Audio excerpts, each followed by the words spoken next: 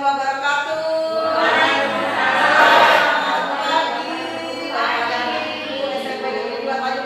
Terima kasih untuk kehadirannya pada pagi hari ini.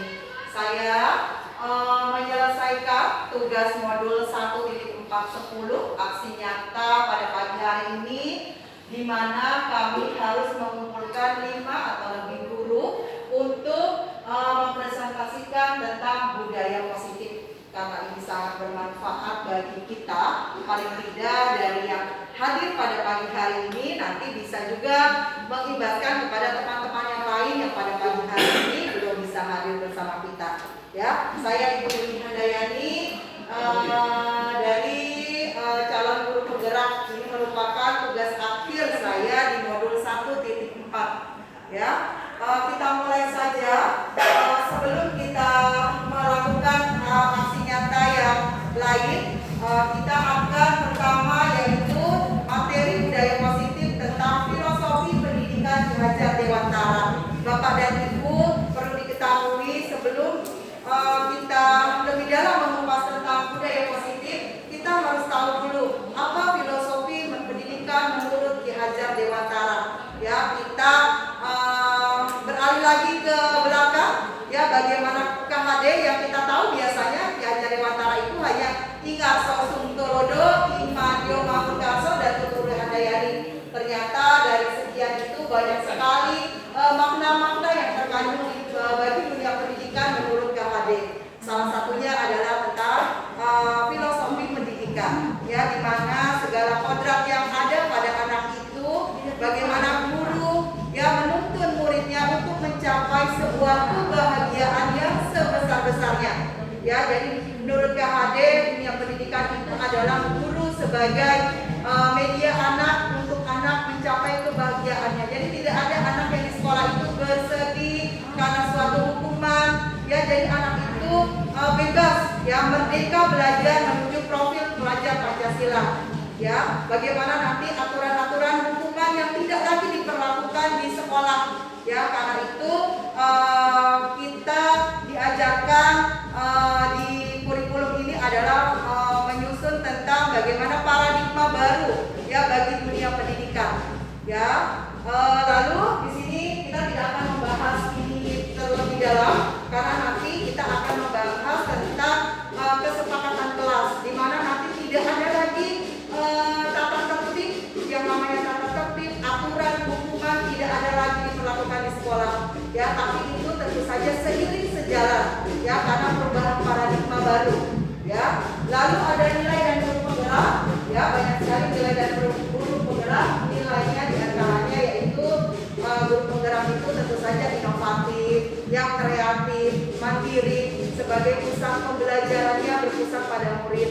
Ya, perannya tentu saja menjadi coach bagi guru lain, mengumpulkan praktisi, ya, komunitas, menjadi sumber pembelajaran dan masih banyak lagi. Ya, kita lanjut saja. Nah, ini ya, bagaimana menumbuhkan budaya positif di sekolah. Ya, budaya 5S. Ya, di sekolah kita sudah ada penerapan 5S: senyum, sapa, salam, sopan, dan santun.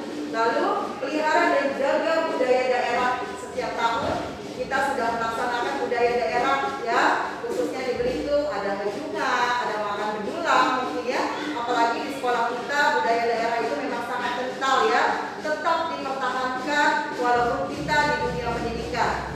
Kita tidak akan membahas pelihara dan jaga budaya daerah serta budaya 5S. Kita akan membahas ini Ibu dan Bapak, yaitu kesepakatan kelas.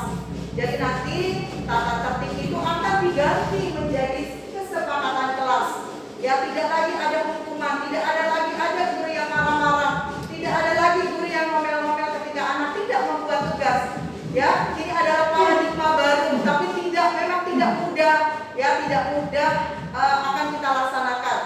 Ya, tapi kita akan mencobanya. Ya, sekarang saya mengimbaskan modul ini kepada Bapak dan Ibu agar Bapak dan Ibu juga sama seperti saya. Oh ya, memikirkan juga gimana caranya. Ternyata di lapangan ini seperti ini. Anak yang seperti ini mau kita kasih senyuman saja. Nah, itu pasti yang ada di benak kita. Ya, baik. Nah, ini ya, disiplin positif. disiplin, apa yang ada di benak kita? Kira-kira apa? Aturan. Apa lagi? Disiplin. Apa lagi kira-kira yang ada di benak kita kalau kita mendengar kata disiplin? Hukuman, ya. Hukuman itu ada yang fisik, ada yang verbal. Ya, tapi di sini nanti tidak boleh lagi. Karena kita harus membeli disiplin positif dari yang negatif menjadi positif. Ya, seiring sejalan nanti semua guru-guru di SMP Negeri 2 Tanjung Pandan akan dapat imbasan dari budaya positif. Nanti insya Allah saya akan memberikan materi ini juga kepada kesiswaan dan kepada OSIS, ya, karena biasanya aturan disiplin itu dari pembina OSIS, ya, dari kesiswaan, ya. Kalau di sini disiplin positif itu kita tidak boleh memberi hukuman. Ya, kita tidak boleh memberi hukuman sama sekali kepada siswa. Ya, bagaimana nanti prakteknya mungkin nanti akan tentu saja akan kita kerjasama lagi untuk membuat disiplin yang biasa kita lakukan menjadi sebuah disiplin positif sesuai dengan paradigma baru yang akan kita laksanakan nanti. Ya, baik, selanjutnya materi selanjutnya yaitu ada motivasi perilaku manusia. Ya, ada 1, 2, 3 bisa Bapak dan Ibu lihat, ya. Di sini yang pertama untuk menghindari ketidaknyamanan atau hukuman. Semua tentang hukuman bagi siswa. Ya, mendapatkan penghargaan, menjadi orang yang diinginkan, menghargai diri sendiri. Ya, kita lanjut. Nah, ini nanti yang akan menjadi sebuah paradigma baru. Ya, keyakinan kelas. Ya, di sini ada pertanyaan tematik yang saya buat. Ya, mengapa keyakinan kelas? Mengapa tidak peraturan kelas saja? Mengapa adanya keyakinan kelas penting untuk terbentuknya sebuah budaya positif? Bagaimana mewujudkan sebuah keyakinan kelas yang efektif? Ya, nanti akan kita jawab bersama. Ya, lanjut. Nah, ini kemarin Bapak dan Ibu saya sudah mencoba ketika tahun ajaran baru. Ya, biasanya keyakinan kelas itu kita buat bersama dengan anak-anak kita, terutama para wali kelas, ya.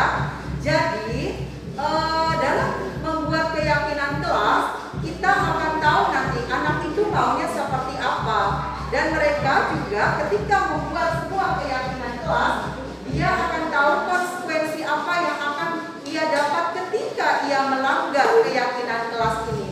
Jadi ketika mereka berbuat kesalahan, mereka sudah tahu, oh ini loh konsekuensinya. Ya, ini kemarin ya, kelas 9A sampai dengan 9F tidak saya ambil. Ya, saya hanya ambil beberapa.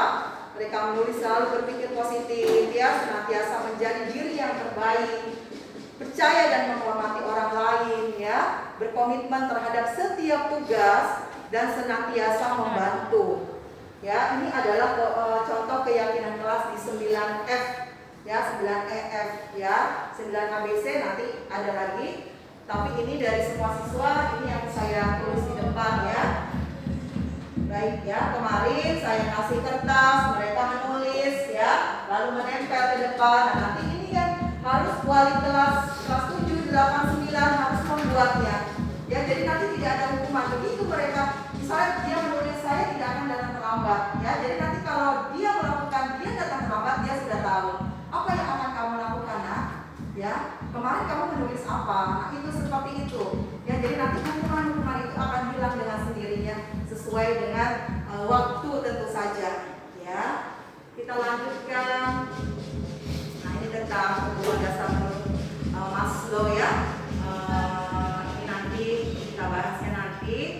Ini adalah rangkaian dari modul, ya. Jadi semua satu persatu. Jadi memang berdasarkan waktu, ya, berdasarkan isi dari materi ini memang harus disampaikan semua, tapi kita mengambil yang pokoknya saja, ya. Baik Bapak dan Ibu, kita lanjutkan kembali. Ini adalah salah satu rangkaian dari keyakinan kelas, yaitu 5 posisi kontrol, ya. Disinilah terangkat penting yang perlu kita ketahui Bapak dan Ibu.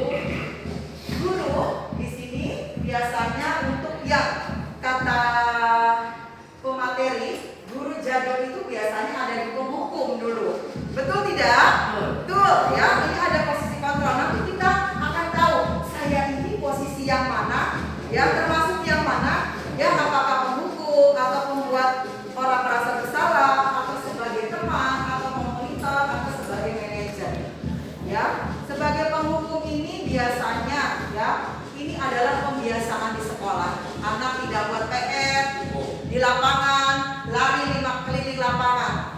nanti tidak akan ada lagi yang seperti itu. Ya, jadi nanti ketika anak tidak membuat tugas akan ditanya, apa konsekuensinya nak? Dia tahu nanti, oh saya harus mengerjakan ini. Nah, jadi dia sudah tahu sendiri. Ya, nah ini ada membuat orang merasa bersalah. Ya, sebagai teman, ya sebagai guru di posisi teman ini dia tidak akan menyakiti muridnya. Ya, dia menganggap si murid itu adalah sebagai temannya. Ya, bagaimana mendekatkan diri sebagai pribadi, sebagai guru kepada sang murid. Ya, bahkan menurut Ki Hajar Dewantara, kita itu harus menghamba kepada murid. Ya, jadi kalau lagi marahin murid terkadang tersentuh sendiri. Oh iya, ingat KHD. Ya, Bu Leni lagi marah, Bu Leni ingat KHD. Kebetulan Bu Leni adalah instruktur nasional, ya mungkin sudah luar biasa pahamnya tentang Ki Hajar Dewantara. Ya, karena yang diajarkan Bu Leni kepada sekolah penggerak mungkin ya sama mungkin ya tentang Ki Hajar Dewantara, bagaimana pendidikannya, bagaimana filosofinya, bagaimana anak-anak seperti Rehan, seperti Firdaus itu yang kita harus menghamba kepada mereka gitu, seperti itu. Tapi nanti mungkin kita lambat laun akan belajar sendiri, ya. Lalu sebagai pemantau, ya di sini ada sebagai teman misalnya si guru mengucapkan, ayo nak bantulah bapak, seperti itu ya. Nah, dari 5 posisi kontrol itu biasanya saya mungkin sebagai teman, bisa sebagai manajer juga, ya. Nah, sebagai manajer ini Bapak dan Ibu, kita tidak pernah membuat murid itu merasa bersalah. Ya, ketika murid melakukan kesalahan, kita tanya, apa nak konsekuensinya yang sedang kamu buat pada kesepakatan kelas, ya.